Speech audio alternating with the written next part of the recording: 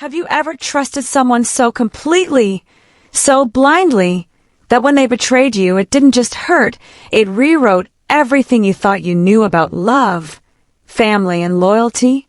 That's what happened to me. My name is Eliana Carter, and this is the story of how betrayal tore my family apart, and how I made sure that everyone who hurt me paid the price. But before I tell you about the revenge, before I walk you through the twists, the lies, and the shocking fallout that no one in my family saw coming, I need to take you back to where it all started, when I thought my world was perfect. Growing up, I used to believe I had the kind of family people envied. My dad was steady and hardworking, a man of few words but big gestures. He'd spend his weekends fixing things around the house, humming to old rock songs, while my mom would stand in the kitchen, laughing at his terrible singing voice. And then there was my brother, Alex. He was 2 years younger than me, the golden boy of the family. Teachers adored him, coaches praised him, and somehow, no matter what, he always managed to land on his feet. If he got into trouble, Dad bailed him out. If he forgot his homework, Mom would help him finish it. Alex was their shining star, and I was the one quietly watching from the sidelines. Don't get me wrong, they loved me. At least, I think they did. But their love for me was different, subtler. Where Alex was celebrated, I was expected. Where he was forgiven, I was held accountable. And yet, I told myself it was fine. Every family had favorites, right? I convinced myself that if I just kept my head down, worked hard, and stayed out of trouble, things would balance out someday. Someday never came. For as long as I can remember, my dream was to become a lawyer. I wanted to fight for people who didn't have a voice, who were silenced by those more powerful. Maybe it was my way of balancing the scales, of demanding the fairness I didn't always get at home. By junior year of high school, I was obsessed. While Alex was out partying with friends, I was at the library, poring over law textbooks I wasn't even assigned. I joined debate club, mock trial, anything that would push me closer to my dream. And when I got accepted into one of the top pre-law programs in the country, it felt like my entire life was finally aligning. All those late nights, all the times I stayed home instead of going out, they were worth it. I remember the night the acceptance letter came. My mom hugged me, saying how proud she was. My dad gave me a rare, tight smile, the kind he reserved for big moments. And Alex, well, he just smirked and said, "Guess you'll be the boring lawyer in the family." But I didn't care. For once, it felt like I had earned a spotlight of my own. Here's the thing about law school, it isn't cheap. But my parents had always promised me there was a college fund. They'd set it aside when I was little, money saved from Dad's overtime shifts and a small inheritance from my grandmother. That fund was my safety net.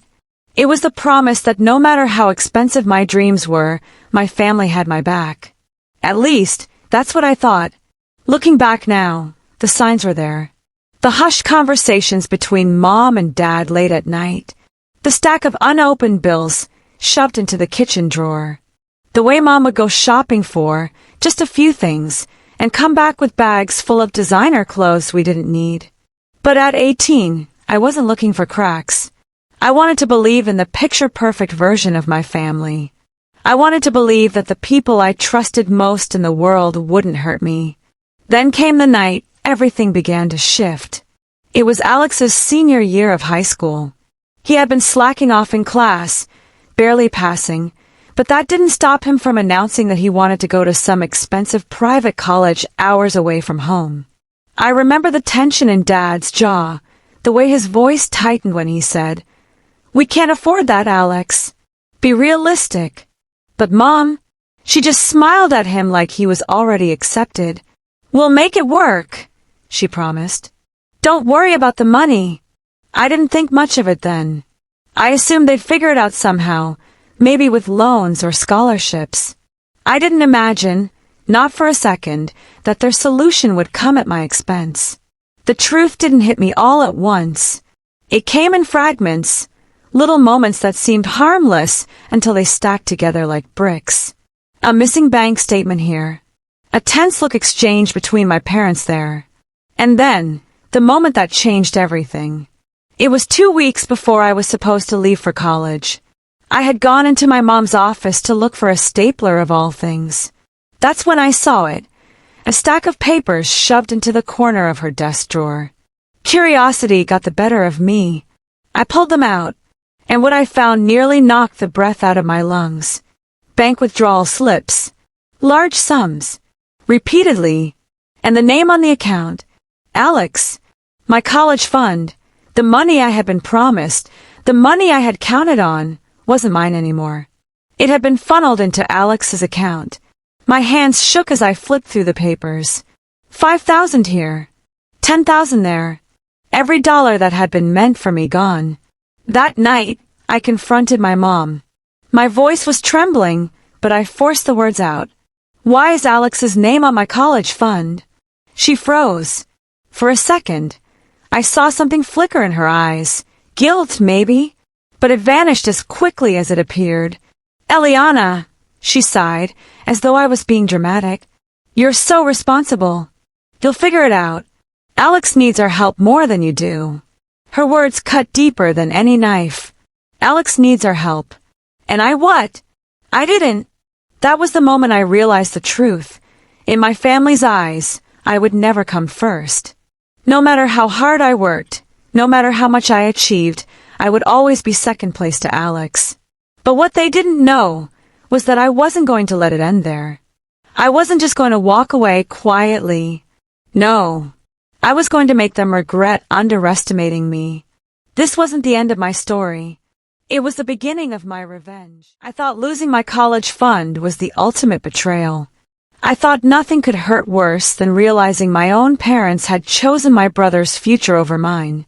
I was wrong, because what I found next shattered everything I thought I knew about my family. The uneasy silence. After the night I confronted my mom, the house turned cold. We didn't fight about it, not directly. She pretended everything was fine, cooking dinner, humming to herself, acting like she hadn't just stolen my future with a smile. Dad stayed quiet, which was worse. He avoided me, barely looking me in the eye, as if he was ashamed but too cowardly to say anything. And Alex, he strutted around with a brand new laptop, a fancy new watch, and that smug grin of his, like he knew exactly where the money had come from. I wanted to scream at all of them. I wanted to burn the house down. But instead I stayed quiet. I waited, because something inside me told me this wasn't the full story. And God, I was right. 2 nights later, I was lying in bed when I heard voices drifting from downstairs. My mom and Dad whispering. She wasn't supposed to find out, my mom hissed. She was going to find out eventually, Dad muttered. What did you expect? You took too much. My pulse quickened. Too much. What did that mean? I crept down the hall, careful not to let the floorboards creak. From the staircase, I could just barely see them in the kitchen. Mom was pacing, her hands twisting together. We can't let her dig any more, she said. If she looks deeper, she'll see everything. My breath caught. Everything. What else was there? Dad rubbed his face, looking exhausted. Maybe it's time to tell her the truth. No! Mom snapped. If she knows about the other account, it's over. The other account. I pressed my hand against the wall, my heart hammering so loudly I was afraid they'd hear it. There was more. More than my stolen college fund. Something they were desperate to keep hidden. The next day, I skipped hanging out with friends and went straight to Mom's office while she was at the grocery store. I knew it was risky, but I didn't care. I needed answers. I dug through drawers, files, folders, and there it was. A thin, unmarked envelope tucked behind the printer. Inside were bank statements from an account I didn't even know existed. My eyes scanned the numbers. Tens of thousands of dollars. Transactions I didn't understand. Jewelry stores. Luxury hotels. Dinners at expensive restaurants miles away from home. None of it added up. At the bottom of one statement, my stomach turned cold. A payment description. Private club membership, Richard M. Richard. Not my dad's name. I sat there, staring at the paper, my hands trembling so violently I almost dropped it. Richard. My mother wasn't just funneling money to Alex. She was funneling money to someone else. Someone who wasn't my father. The nights she claimed she was working late. The weekends she went on shopping trips with her friends. The designer handbags that appeared in her closet. It all clicked. My mother was having an affair. And worse, she was funding it with money that was supposed to be mine. I couldn't breathe. I felt like the walls were closing in, like I had been living in a house built on lies and I just pulled away the last brick holding it up. This wasn't just betrayal. This was treason. That night at dinner, I couldn't hold it in. I slammed the envelope onto the table, the paper spilling out like a deck of poisoned cards. What is this? I demanded. The room went silent. My dad's fork froze halfway to his mouth. Alex glanced at the papers and frowned in confusion. But Mom's face drained of color. Eliana, she started, her voice calm, too calm. Where did you? Don't, I snapped. Don't you dare lie to me. I know about Richard. I know about the hotel stays. I know you've been using the money, my money, to pay for all of it. Alex's jaw dropped. Dad's face went pale. Mom opened her mouth, but I cut her off. Do you have any idea what you've done? You didn't just steal my college fund. You stole my future. For him. My dad finally found his voice. It cracked when he spoke. Susan, is this true? The look she gave him was the answer. A mix of defiance and guilt. And in that moment, something inside me broke. The woman who was supposed to protect me, the woman who was supposed to love me unconditionally, had betrayed not just me, but all of us. Dad left the table without another word. I heard the slam of the bedroom door upstairs. Alex stared at Mom like he was seeing her for the first time. But me! I couldn't sit still. I grabbed the papers, stuffed them back into the envelope, and stormed out of the house. I walked for hours, my mind spinning. My college fund was gone. My mother was a liar and a cheat. My father was too weak to stop her. And my brother was still the spoiled favorite she sacrificed everything for. It felt like my whole life had been one big, cruel joke. And yet, beneath the pain, beneath the heartbreak, something else started to grow. Anger. Cold, sharp, unstoppable anger. If she thought she could betray me, betray us, and get away with it, she was wrong. I wasn't just Eliana, the responsible one. I wasn't just the girl who would figure it out.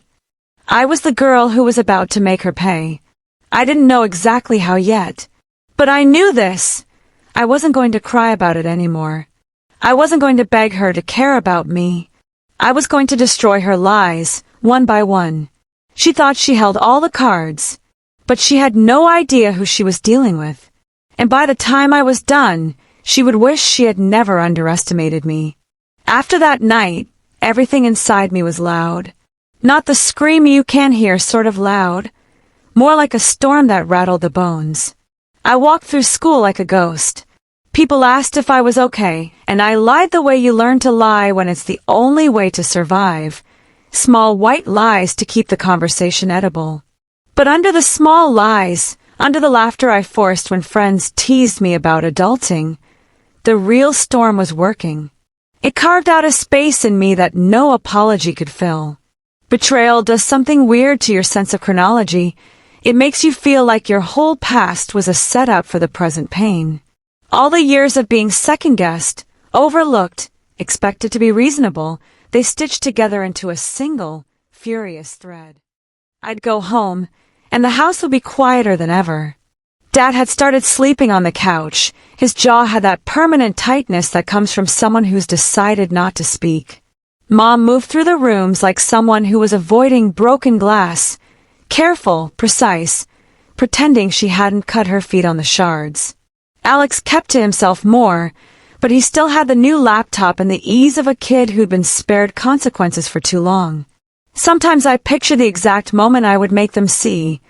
Not just the facts, but the truth of what their choices had done.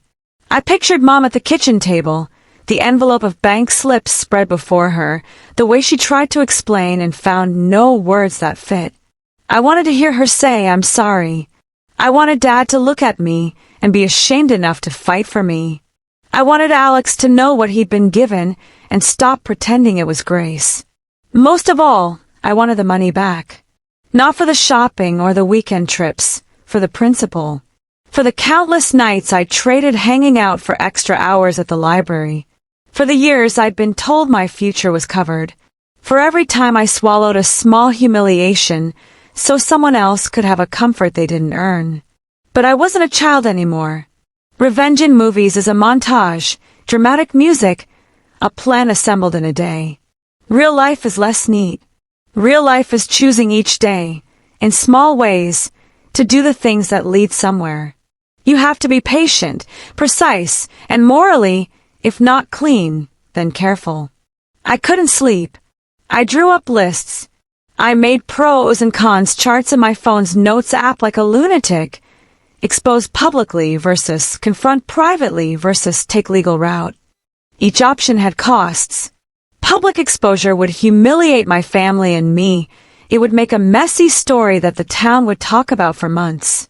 Confronting privately felt like weakness. It might get swept under.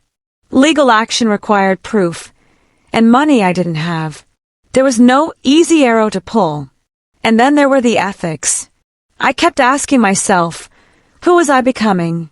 Was my plan to strip them of dignity any different from what they'd done to me? If I destroyed them, would I be any better? Guilt crawled up my throat every time my thoughts turned vicious. I cried. I wrote angry letters to no one.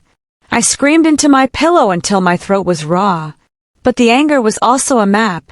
It told me where to dig.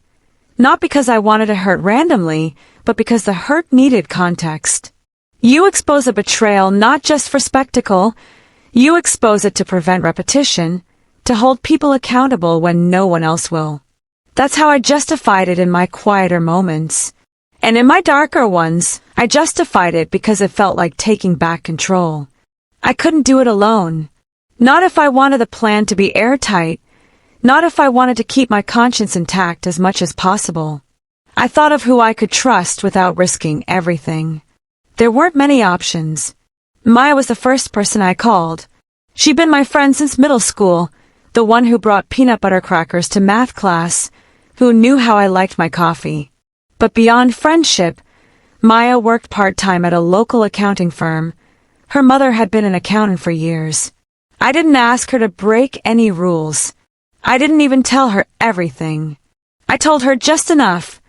I need help understanding bank statements. Can you look at something and tell me if it's legal? Her voice on the phone was steady. Bring it over. When she came to my room with a thermos of tea and a brow like someone already solving a problem, I felt a weight lift. Trusting someone again was terrifying, but I needed a quiet troop, one friend who could read numbers and keep secrets. Next was Jonah, not because we were close, but because he was good with tech and not self-righteous. He wasn't a hacker. He was simply someone who worked in IT and knew what public records might show. I never asked for anything illegal. I asked him how to search public property records, how to request subpoenas through the right channels, how to get a lawyer's attention without breaking the bank. He gave me names of civil attorneys who did free consultations. I learned a key thing early. Keep the circle small. The fewer people who knew everything, the less chance of information leaking back and turning the plan into chaos. We started by cataloging what we already had. The bank withdrawal slips for Alex. The hidden account statements. Receipts for hotel stays.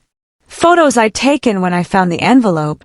I scanned everything, not to publish, but to preserve. Paper fades. Digital copies are evidence that can't be lost. Maya taught me how to annotate documents. Make a timeline, she said. If someone asks, you need to be able to say, on February 10th she withdrew X, on February 12th that amount was used for Y. You don't want to be emotional, you want to be precise. We made the timeline. It screamed. There were months where my supposed college fund showed withdrawals the same day my mother spent for Richard's hotel nights. There were transactions marked as gift that traced into his company or private club memberships. It was messy and clean at once.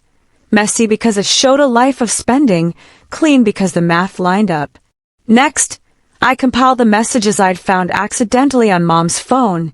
Nothing I'd accessed illegally. These were texts left visible, a voicemail she'd forgotten to delete. The message from Richard calling late on a Tuesday was the one that curled my stomach the most. His voice, thick with laughter. "Don't worry, I'll cover tonight. Tell her I'll see her." My mother's reply, just a heart emoji, was enough. I also started collecting witnesses. Not people to lie, but people whose stories could corroborate mine. A clerk who remembered seeing my mother and Richard at a hotel, a waiter who recognized my mother's voice from a particular table. They were small details, but a few small details make a mosaic.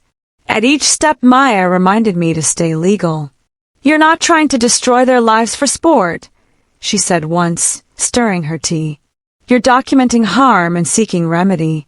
Keep everything above board. Keep records of how you collected things." Her voice had the calm of someone who had seen people driven by emotion and then crushed by consequences. I listened. Still, there were nights I almost crossed a line. I thought about sneaking into Mom's email. I thought about leaving anonymous letters on Richard's doorstep. I thought about revealing everything to Alex in a phone call and watching his face when he read the truth.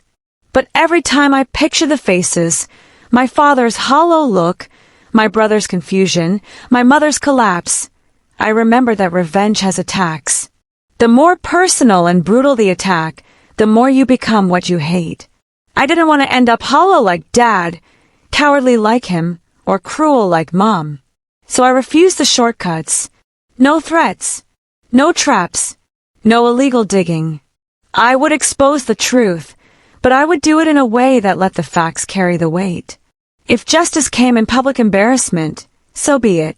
But it would be because the truth was real, not because I'd manufactured a scandal. 2 days after we finalized the plan, Mom nearly caught me. I was in the kitchen scanning a batch of receipts into my laptop when she walked in earlier than I expected. She asked what I was doing. My throat closed, but I lied. "Just helping Alex with his scholarship forms," I said. She watched me a long moment and then smiled that practice smile. "Good girl," she said and walked out. I almost vomited from the relief.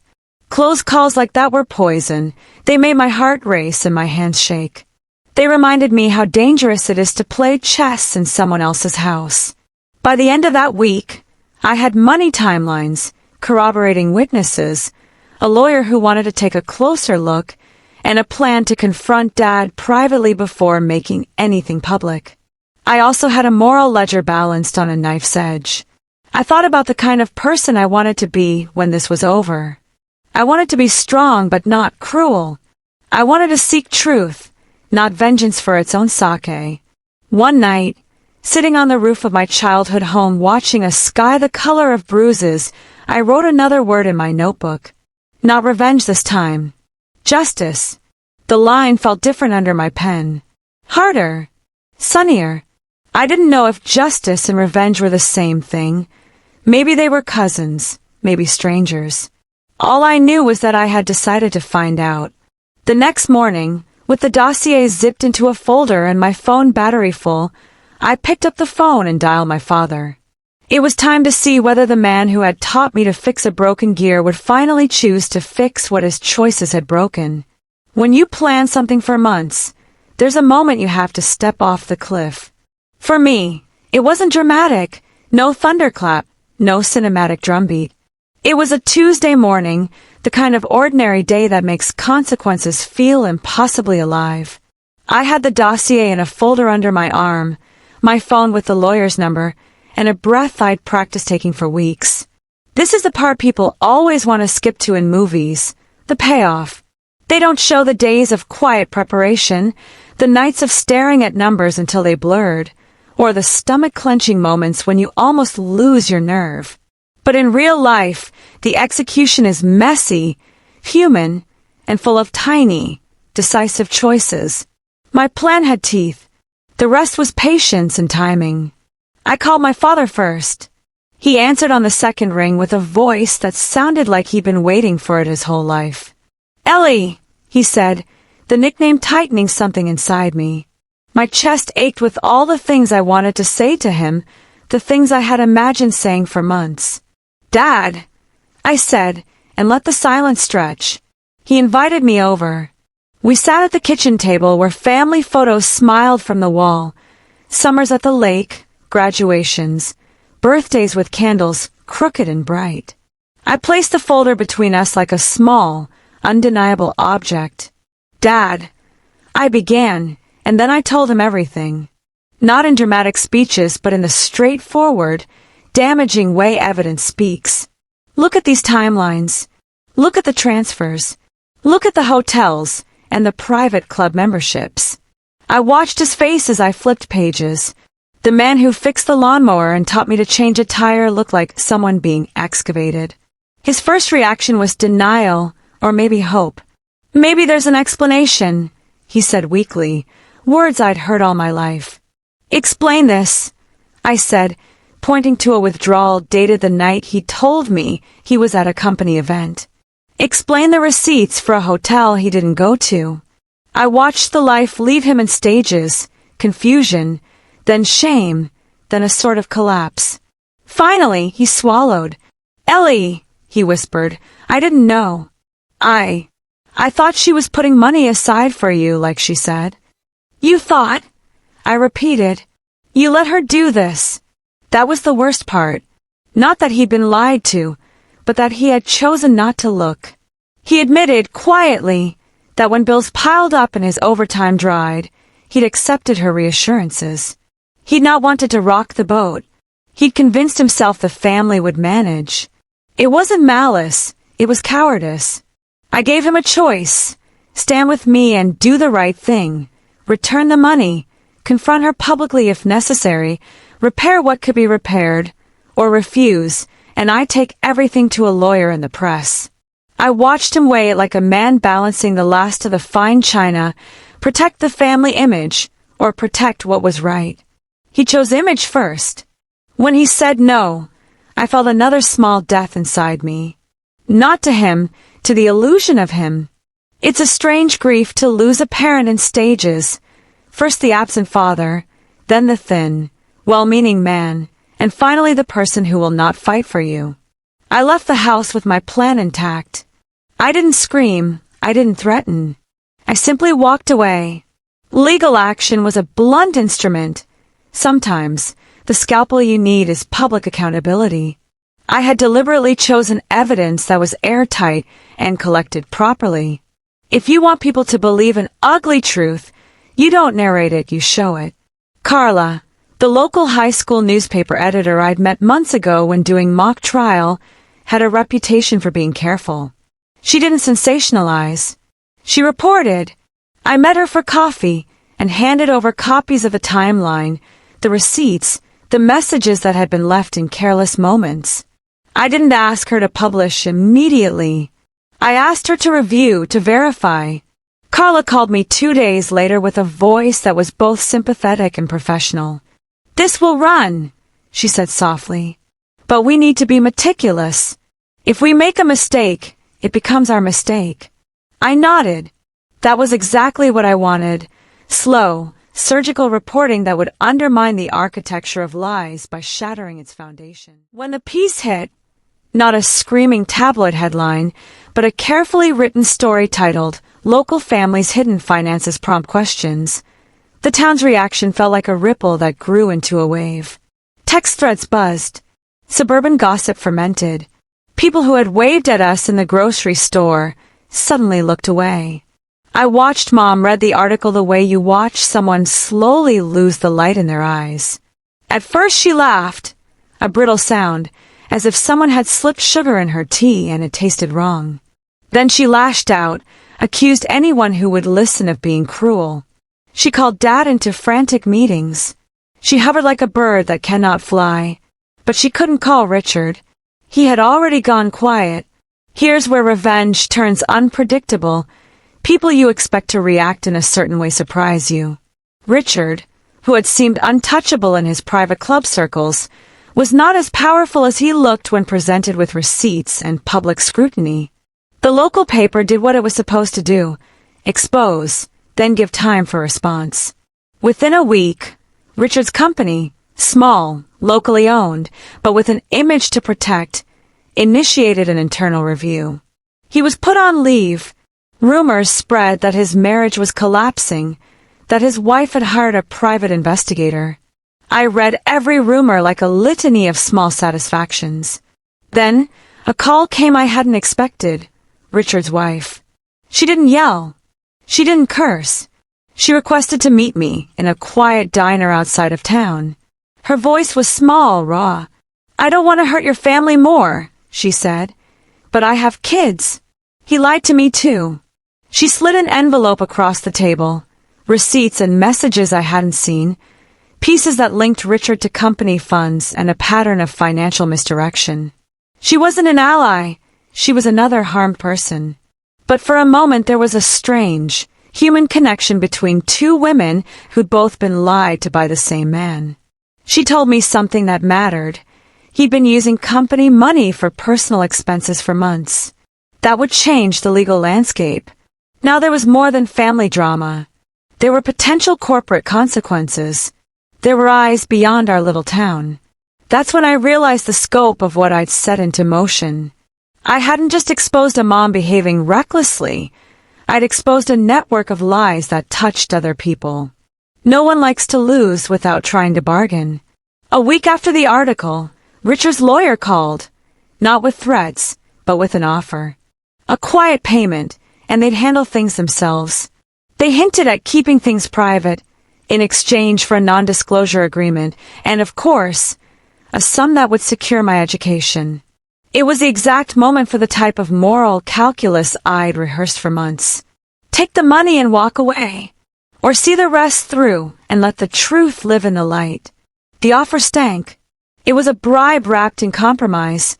If I took it, they could sweep other victims under a rug. They could pay enough mouths to stay quiet. The wound would close, but the disease would spread. "I'm not interested," I told the lawyer over the phone. My voice surprised me, steady, quiet. It felt like the right answer.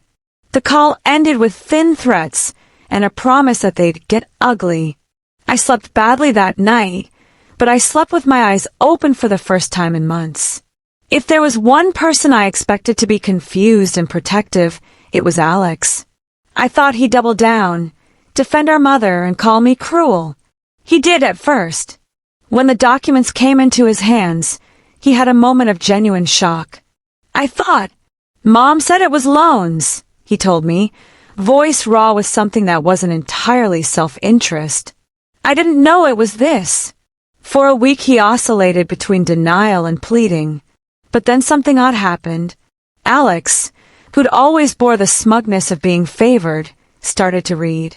He went through the timeline, the receipts, the messages. It was like watching a blindfold being removed. The more he learned, the less comfortable he felt being the recipient of his mother's largesse. It's strange how shame will do what guilt cannot. It will force someone to act. One night he stood in the doorway to my room, unfolded and smaller somehow. "I'm sorry," he said, the words brittle and real. He offered to return the laptop, to sell things, to work extra shifts. He wanted to make amends. It wasn't about the money entirely. It was about looking himself in the mirror and not seeing a favorite child who had taken what wasn't his to take. His shift mattered. He testified at a small hearing about how he'd been given money and thought it was family help. His voice shook, but his testimony was a small, decisive thing. The privileged child finally choosing honesty over comfort. When the town's small networks turned from gossip to accountability, consequences arrived. Mom lost her job. The company she'd worked for as a manager, proud of its family values, put her on leave pending investigation and then terminated her employment for conduct unbecoming. That phrase sounded like a punch in the gut. There wasn't a dramatic trial. There was office politics and a need to protect public image. I watched her pack a box of her desk things like she was moving out of a home forever. She looked up at me as if for forgiveness. I gave none. Richard's company launched its own inquiry. Within weeks, he resigned under pressure. The town's whisper network that had once faded him turned on him like frost on summer fruit. I saw him in the pharmacy once, moving too quickly, eyes avoiding contact. People who once invited us to barbecues now avoided looking our way. It hurt more than I expected, but it was also a necessary cut. If your story is based on lies, people will be angry at everyone involved, not just the person who lied. I learned that punishment in a small community is messy. It sweeps in the innocent and the guilty alike. It wasn't clean. After the storm, when the dust settled into a gray residue, things got quieter in a different way. Dad drank too much for a while. Alex moved out and took a low-paying job to make fair restitution. Mom disappeared into relatives' basements and returned with a hollowed expression I had not seen before. It was not humility, so much as a hollowing that comes from being stripped of the self you used to perform. I got admission to a school out of state with a scholarship. I scraped together part-time jobs. The small settlement I negotiated, legally, through a civil suit, covered the immediate tuition gap. It was not a windfall. It was a bandage. There were nights I lay awake and wondered, had I become what I hated in the exact image of my mother? The thought was a poison that made me question everything. I took a walk once in the rain and stood under a street lamp until it stopped. The answer came not as absolution but as clarity. I had acted not from greed but from a refusal to be erased. Still, the guilt lingered. The most unexpected thing was what my father admitted months later, after the media frenzy had died down and the town had moved on. He had been keeping a secret of his own.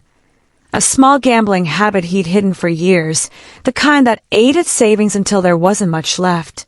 It explained some of the late-night cash withdrawals I'd seen years ago, not all of them, but some. He'd been ashamed and had leaned into denial.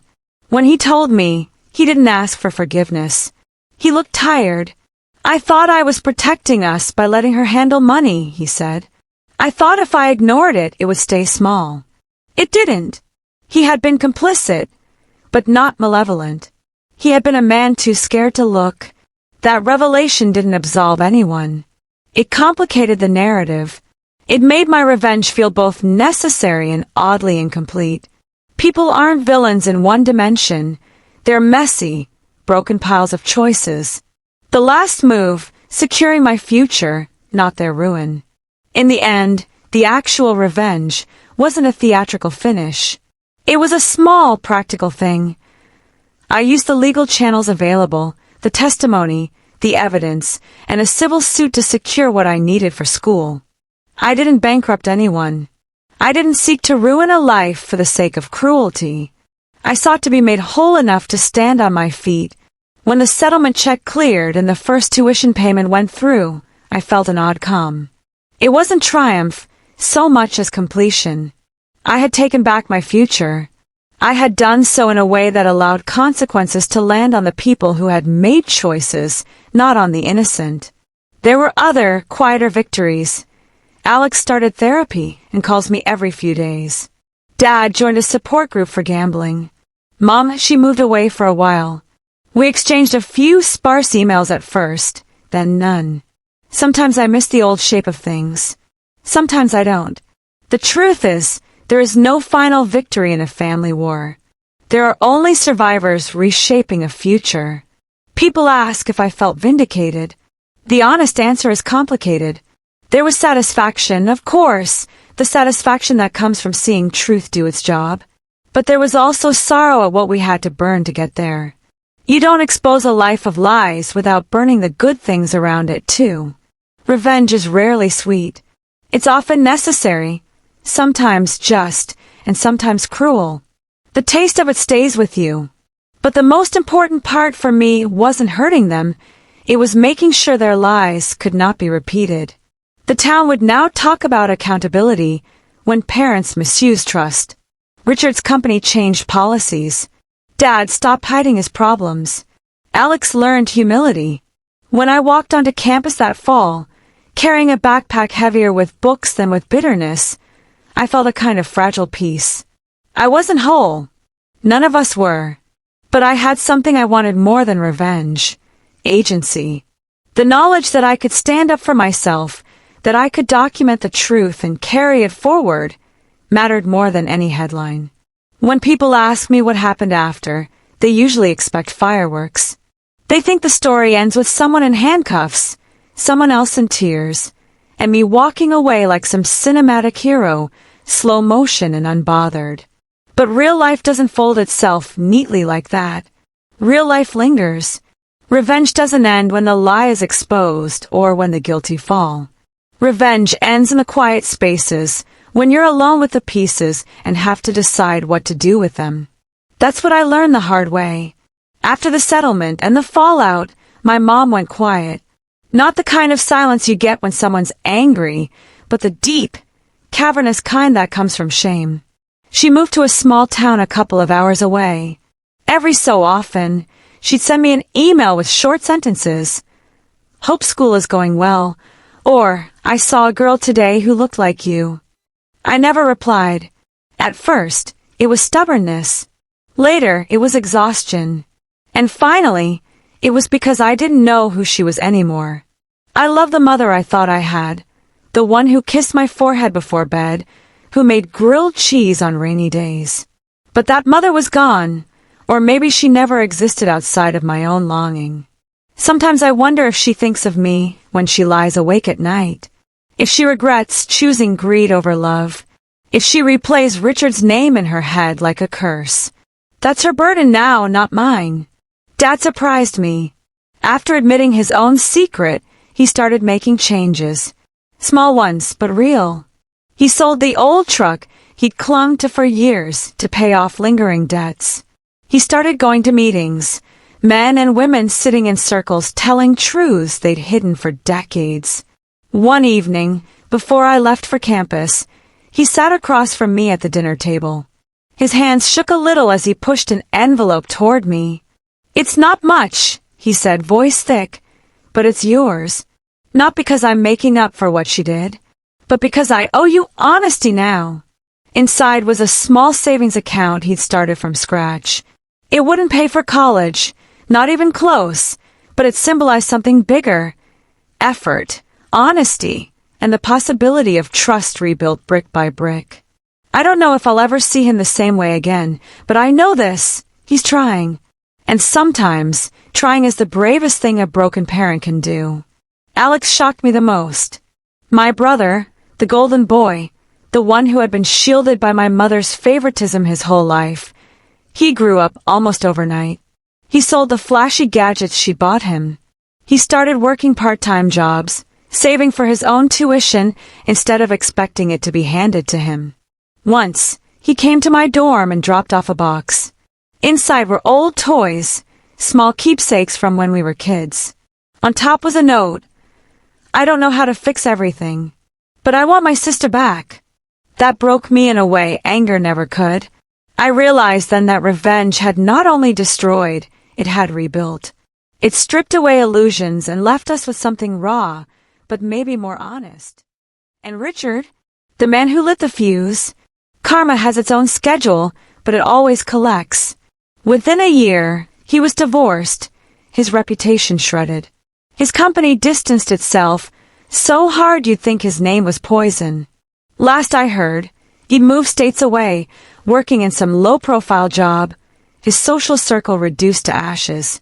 Do I feel sorry for him? Maybe a little. Not because he didn't deserve it, but because he wasted every chance to live a decent life. That's the tragedy of men like him. They believe they're untouchable until the floor disappears beneath them. College wasn't easy.